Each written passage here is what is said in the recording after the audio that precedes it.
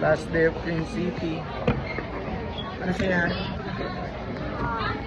Are you tired? What rides did you try? I done the Viking 3 times. Vikings, and then I did the Ring of Fire. I did. the Ring of Fire too. I did Crazy Mouse, and I did the Drop Tower, Really? and I did Orbiter, Yeah.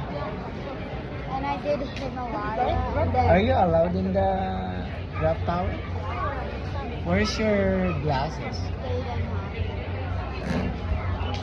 How about what's the map thing? No, I didn't. Why?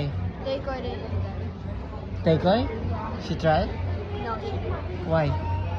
Because she needed someone to go with her. Oh, I see.